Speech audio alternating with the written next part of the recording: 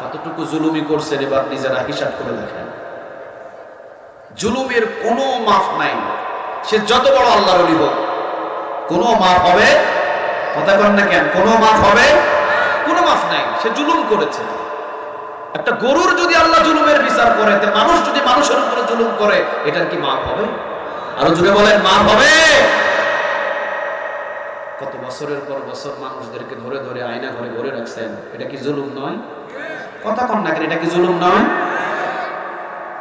নির্মম ভাবে 13টা বছর কিছু মানুষদেরকে ধরে রেখে নাভির ভিতরে বিষ পুশ করে, সারা শরীরে বিষ সে প্রয়োগ করে তাকে দুনিয়া থেকে শেষ করে দিলেন। আসলো হাসি মুখে আর গেল মৃত হয়ে।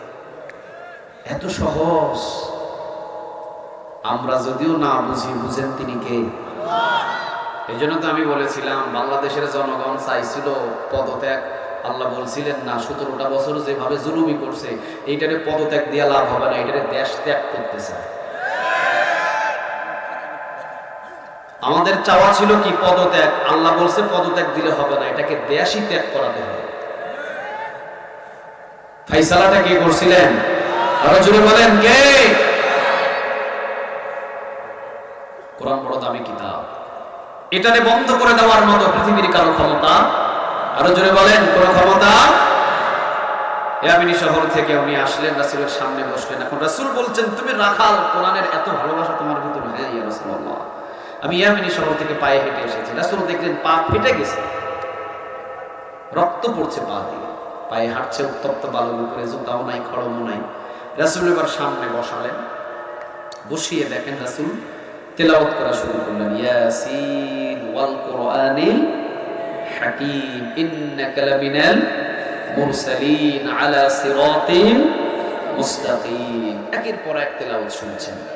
সর্বশেষ রাসূল বললেন, কুল হুয়াল, পড়ে কুল হুয়াল্লাহু আহাদ আল্লাহুস সামাদ লাম ইয়ালিদ ওয়া লাম ইউলাদ ওয়া লাম ইয়াকুল লাহু কুফুয়ান আহাদ। কথাটা কার? আর একটু জোরে বলেন, কার? কোরআন পড়লেন, ইহুদি চিৎকার দিয়ে পড়লেন ওয়াল্লাহি, মানে আল্লাহর কসম করে বলছে, হে নবী, পৃথিবীতে অনেক কিছু শুনেছি, তবে বিশ্বাস এই কোরআনের মতো মধুর কোনো কিতাব নাই। নবী হে, কোরআনটা এত মধুর একটা কিতাব, যদি আমার কাছে সময় থাকতো আর আমারও যদি মালিকের কাছে আমাকে না যেতে হতো। আমি তো ইয়ামিনী শহর থেকে ছুটি নিয়ে এসেছি আমার মালিকের কাছ থেকে, আমি তো চাকর। যদি আমাকে ইয়ামিনী শহরে না যাওয়া লাগতো, ওয়াল্লাহি আল্লাহর কসম, ইয়ামিনী শহরের ভিতরে যদি আমাকে না যাওয়া লাগতো, তাহলে আমি আমার জীবনটা এই কোরআনের জন্য হাসি মুখে জীবনটা কোরবান দিয়ে দিতাম। সুবহানাল্লাহ বলবেন না? এই যে দোয়াটা করলেন নবীর সামনে, যে ওয়াল্লাহি আল্লাহর কসম, কোরআন এমন একটা বাণী, এমন একটা কিতাব, আমার কাছে যদি এই সুযোগটা থাকতো যে আমাকে আর ইয়ামিনী শহরে আমার মালিকের কাছে ফিরে যেতে হবে না, তাহলে আল্লাহি, আমি কসম করে বলছি আল্লাহ, আমি এই 30 পারা এই কোরআনের জন্য আমার পুরো জীবন কুরবান দিয়ে দিতাম। সুবহানাল্লাহ বলেন। উনি কুরবান দিতে চাইছেন, আমরা কিন্তু কুরবান দিতে রাজি নাই। আমরা বইয়ের জন্য কুরবান দিব, অসুবিধা নেই। প্রেমিকার জন্য প্রেমিক কুরবান দিবে জীবন, আবার ছেলের জন্য মেয়ে কুরবান দিবে, মেয়ের জন্য ছেলে কুরবান দিবে। কোনো লাভ আছে? কথা কম না কেন, কোনো লাভ আছে? আরে যুবক, তুমি একটা মেয়ের জন্য ফাঁসি দিয়া জীবন দিবা, মেয়ের ক্ষতি কি? ও আর একটা ছেলে নিয়ে জীবন যাপন করবে। আর মেয়েরা যারা আছো, তোমরা একটা ছেলের জন্য হাত কাটবা, রক কাটবা, মুখ কাটবা, এই ব্লেড দিয়ে চিরবা, লাভটা কি? ওই ছেলে দেখবা যে তোমার হাত কাটা, চোখ কাটা, কোনো লাভ নাই। ছেলে আর একটা নিয়ে জীবন যাপন করবে, ঠিক না বেটি? তোমরাই কইছো ঠিক, আবার তোমরাই ধোকা দাও। হ্যাঁ যুবক, কোনো লাভ নাই। পৃথিবীর কারোর জন্য জীবন দিয়ে কোনো লাভ নাই। কোরআনের জন্য যদি জীবনটা কোরবান করে দিতে পারো, সরাসরি বিনা হিসেবে জান্নাতে চলে যাবে। একামতের দিনের জন্য যদি জীবনটা দিতে পারো, সরাসরি বিনা হিসাবে জান্নাতে ঢুকে দিবেন তিনি কে? আল্লাহর জন্য যদি জীবন দিতে পারো, সরাসরি জান্নাতের ভিতরে ঢুকে। রাসূলের জন্য যদি জীবনটা কুরবান করে দিতে পারো সরাসরি জান্নাতের ভিতরে ঢুকায়া দিবেন তিনি কে? ইয়ামেনি শহরের এই যুবকটা কসম করে বললেন, নবী আমার কাছে যদি সময় এবং আমার কাছে যদি সুযোগ থাকতো তাহলে আমি ওয়াল্লাহি আল্লাহর কসম সারা জীবন এই কোরআন শুনতাম আপনার জবান থেকে, এবং আমি ইয়ামেনি শহর থেকে এসে মদিনায় জীবনযাপন করা শুরু করতাম আর আপনার জবান থেকে কোরআন শুনতাম। যখন কোনোদিন ডাক আসতো যে কোরআনের জন্য জীবন দিতে হবে, প্রথম কাতারে আমি আমার জীবন এই কোরআনের জন্য কোরবান করে দিতাম। যখন এই কথাটা বলেছেন, in the meantime আল্লাহ সুবহানাহু ওয়া তাআলা কবুল করে ফেলেছে। সুবহানাল্লাহ বলতে পারলেন না? কোথায় এসে কবুল হলো? কোরআনের কোরআন শুনতে এসে যা বললেন সেটাকে কবুল করে নিলেন তিনি কে? আমরাও তো কোরআন শুনতে আসছি, আমরা যদি বলি আল্লাহ মাফ করে দাও গুনাহগুলো, আল্লাহ কি মাফ করতে পারে না? কথা বলেন না কেন? আল্লাহ কি মাফ করতে পারে না? এবার নবী বলছেন, আচ্ছা আমার কে আছে এই মদিনাতে যে আমার এই কোরআনের প্রেমিককে একটা উট হাদিয়া দিতে পারে? কি হাদিয়া? কথা কন না কেন? কি হাদিয়া দেবে? উট, অথবা একটা দুম্বা, অথবা একটা ছাগল, অথবা কিছু হাদিয়া, অথবা একটা পোশাক। আমি নবীর কাছে তো কিছু নাই, তোমাদের কাছে কি কারো কাছে আছে? সাহাবীদেরকে বললেন। একজন সাহাবী লাফ মেরে উঠে বলছেন, ইয়া রাসূলুল্লাহ আপনি আমারে বলেন, আমি আমার ঘর থেকে দেখি কোনো কিছু পাই কিনা, একটা কোরআন যদিও পাই, কোরআনটা নিয়ে এসে আমি তাকে হাদিয়া দিয়ে দিই। সুবহানাল্লাহ। আচ্ছা দেখেন, সাহাবী দৌড় দিয়ে নিজের ঘরে গিয়ে নিজের বিবিকে জিজ্ঞাসা করছেন, বিবি রাসূলকে বলে এসেছি, রাসূলের কাছে একজন কোরআনের প্রেমিক এসেছে, একজন কোরআন প্রেমিক এসেছে ইয়ামেনি শহর থেকে, আমি এসেছি, রাসূল সাল্লাল্লাহু আলাইহি সাল্লাম তাকে কিছু হাদিয়া দিতে চাই, রাসূলের কাছে তো নাই, আমি যদি হাদিয়াটা দিয়ে দিতে পারি তাহলে আজকে বিজয় আমার হাতে চলে আসবে। সুবহানাল্লাহ। রাসূলকে খুশি করলাম তো আল্লাহকে খুশি করলাম, আর রাসূল আর আল্লাহ খুশি তো সোজা জান্নাত পেয়ে গেলাম। সুবহানাল্লাহ বলবেন না? বিবি বলছে, দেখো ঘরের ভিতরে কি আছে, দেখেন কিছুই নাই। এবার দেখছেন 9 মাসের গাভী একটা উট, আর 1 থেকে 2 মাস পরে বাচ্চা দেবে, এই উটটা দাঁড়ানো আছে। এবার স্বামী বিবিকে গিয়ে বলছে, বিবি তুমি যদি অনুমতি দাও তাহলে আমাদের এই গাভীর উটটা নিয়ে তার কাছে আমি হাদিয়া দিয়ে দেব। বিবি বলছে, কোরআনের প্রেমিককে তুমি যদি উট হাদিয়া দাও আমার কোনো আপত্তি নাই, কারণ সে তো কোরআনের পাগল, আর সে তো কোরআনের পাগল নয়, সে কোরআনের পাগল মানে পাগল টাকা। উটটা নিয়ে যাও। দেখেন আপনাদের বিবি 9 মাস 10 মাস পর্যন্ত গরুরে লালন পালন করে খাওয়ানোর পর পরের মাসেই বাচ্চা দিবে, এমন গাভী কি কাউরে ইমাম সাহেবের দান করতে দিবে? দিবে? দিতে রাজি হবে? সাতার ইমাম বাদ দাও, কোনো দরকার নেই। উটটাকে সাহাবী ধরলেন, টেনে নিয়ে আসছেন, রাসূল দূর থেকে দেখলেন, রাসূল দূর থেকে দেখলেন সাহাবী একটা উট নিয়ে আসে, আর সাহাবীর পিছনে পিছনে ফেরেশতারা ৭০,০০০ উট টেনে নিয়ে আসে। রাসূল মুস্কি একটা হাসি দিলেন, উটটা নিয়ে এসে বললেন, ইয়া রাসূলুল্লাহ এই জানেন আপনার কোরআনের প্রেমিক, এই প্রেমিককে আমার ঘরের সবচেয়ে দামি গাভী উটটা আমি হাদিয়া দিয়ে দিলাম। সাহাবীর উটটা রাসূলের হাতের ভিতরে দিলেন।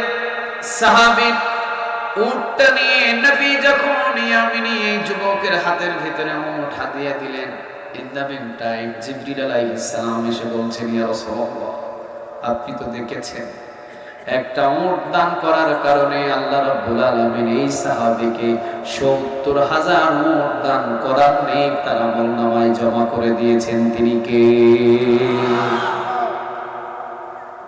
একজন মাদ্রাসার ছাত্রকে যদি 3 বেলা লজিং রেখে খাবার খাওয়াইতে পারেন, তো এটার জন্য কিয়ামতের ময়দানে আপনি বহু কিছু পেয়ে যাবেন, বহু কিছু পেয়ে যাবেন।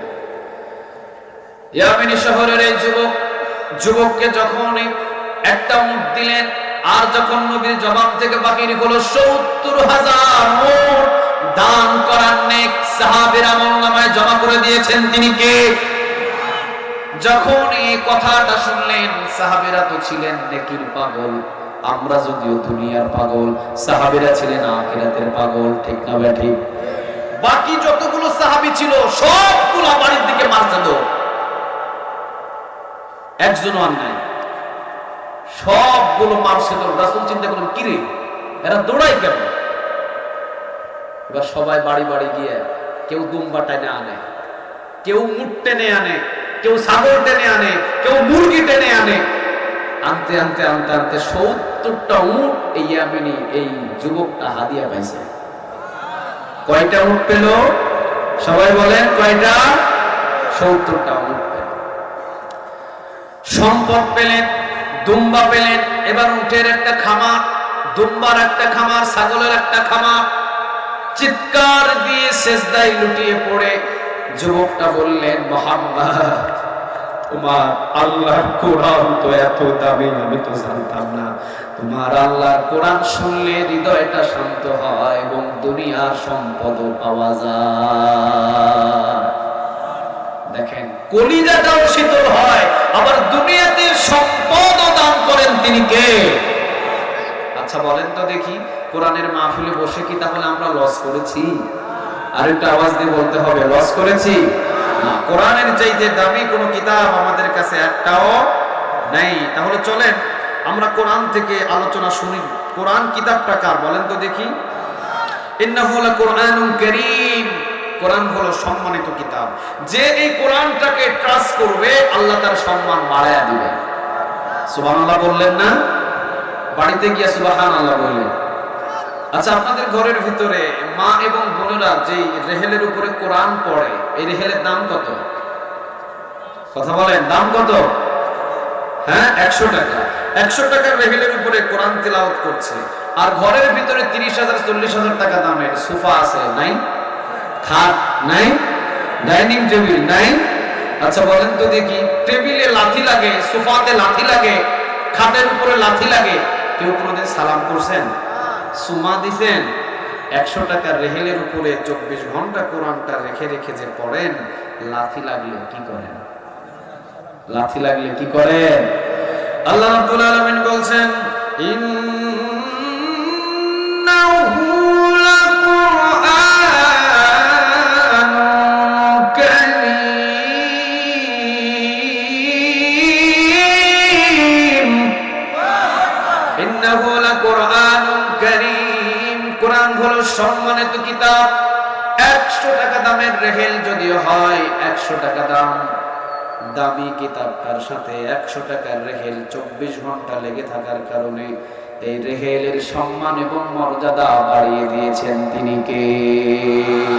আমি আর আপনিও যদি 24 ঘন্টা কোরআনের সাথে সম্পর্ক রাখি, আমি আর আপনি যদি কোরআনের সাথে 24 ঘন্টা সম্পর্ক করি, কোরআনের দাওয়াত, কোরআনের রাজ কায়েম, কোরআনের দাওয়াতি কাজ, ইকামতে দিনের কাজ, এবং 24 ঘন্টায় শুধু কোরআনের রাজ কায়েমের জন্য 24 ঘন্টা যদি কোরআনের সাথে লেগে থাকি, এলাকার মানুষ যদিও আপনাকে ছোট হিসাবে দেখে, কিন্তু সম্মান আর মর্যাদা আপনি একজনের কাছে নিশ্চয়ই পাবেন। তিনি কে?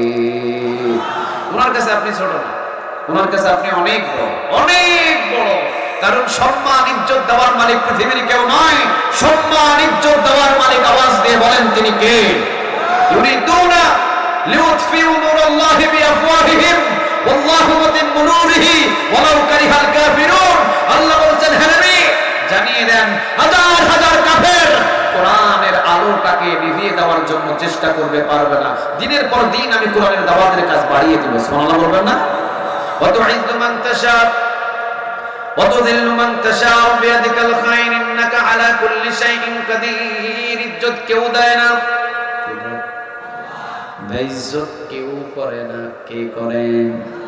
তাহলে কোরআনের পক্ষে যদি থাকেন, আপনাকে হামলা দিতে পারে, মামলা দিতে পারে, জেল দিতে পারে, জুলুম করতে পারে, আপনাকে নিয়ে রিমান্ডে পিটাতে পারে, সম্মান কমবে না, আল্লাহ বাড়াবে। আচ্ছা, আমির হামজা সাহেব 3 বছর জেলখানা থেকে বাইর হয়ে সম্মান কমে গেছে? সম্মান কমে গেছে? জেলখানায় গেলে আগে শুনতাম জেলখানায় গেলে সম্মান কমে যায়। দেখবেন এলাকার ভিতরে কিছু বজ্জাত আছে, চোর ডাকাত বাটপার, এগুলো যখন জেলখানায় পিডনি খায় আসে তখন অনেকে বলে না না ওর ছেলের সাথে মেয়ের বিয়ে দেওয়া যাবে না, এবারে জেল খাইতে আসছে। কথা বল না, বলে না ওই জেল খাটছে, এর ফ্যামিলির সাথে সম্পর্ক করা যাবে না। আচ্ছা, আমির হামজা সাহেব যে কোরআনের জন্য জেল খাটলেন 3 বছর, ওরে দেখে তো আরো ঘৃণা করার দরকার বেশি ছিল। ঘৃণা করে? ভালোবাসা বাড়ায়া দিয়েছেন তিনি কে? এজন্য আল্লাহ বলেছেন ওয়া তুইজ্জু মান তাশা ওয়া তুযিল্লু মান তাশা বিয়াদিকাল খায়র ইন্নাকা আলা কুল্লি শাইইন কাদির। কেউ ইজ্জত পায় আর কেউ ইজ্জত আমি আল্লাহ ছিনিয়ে নি। যাকে ইজ্জত দেওয়ার দরকার আমি আল্লাহ তাকে ইজ্জত দিই। পৃথিবীর কেউ তাকে বেইজ্জত করতে পারে না, ঠিক না বেঠিক? আর আমি আল্লাহ যাকে বেইজ্জত করি পৃথিবীর কেউ তাকে সম্মান দিতে পারে না। বেইজ্জত করনে ওয়ালাকে দামি গাড়িতে চড়েছে, দামি দামি পোশাক পরিধান করেছে, টাই কোট, সামনে 10টা পুলিশের গাড়ি, পিছনে 10টা পুলিশের গাড়ি, যে রাস্তা দিয়ে যেতেন স্টপ, মানুষ চলাচল বন্ধ, কাকও যাইতে পারে না রাস্তার উপর দিয়ে, ঠিক না বেঠিক? একটা পিঁপড়াও যাইতে পারে না রাস্তার উপর দিয়ে। ঝাড়ু দিয়ে পায় পরিষ্কার করে একবারে সেন্টেন্ট লাগাই এবং চুনকালি লাগাইয়া আবার প্রধানমন্ত্রী আসবে। পুরা রংপুর স্টপ, রংপুর আর কোনো গাড়ি চলতে পারবে না। উপর দিয়ে হেলিকপ্টার দিয়ে টল দিচ্ছে, দেখি কোনো মানুষ কোনো চলাচল করে কিনা, কোনো গরু ছাগল ঢুকছে কিনা এলাকায়, সব তাবলাই দিয়ে উনি একাই যাবেন রাস্তা দিয়ে। কি ধরনের রিসিপশন, কত সম্মান, কত মর্যাদা, কত কি। আচ্ছা বলেন তো দেখি, সুরের মতো পিড়ায়া পালায়া দিল কে? সুরের মতো পালাইলো কে? খুনি তো পালালো, আল্লাহ বলে পালাইছে। আল্লাহ পালাই নাই, আল্লাহর ভয়ে পালাইছে। বলে আপনারা বলেন এবার, এত সম্মান, এত মর্যাদা, এত বাড়ি, এত গাড়ি, এত সব, কিন্তু সুরের মতো পালাইতে হলো, তাহলে সম্মান কমাইলো কে? আরো জোরে বলতে হবে। এই জন্য আল্লাহ বলছেন আমি সম্মান দিই, আমি বেইজ্জত করি, তবে সম্মান তারাই পাবে যারা কোরআনের জন্য রক্ত খরচ করবে। সম্মান তারাই পাবে যারা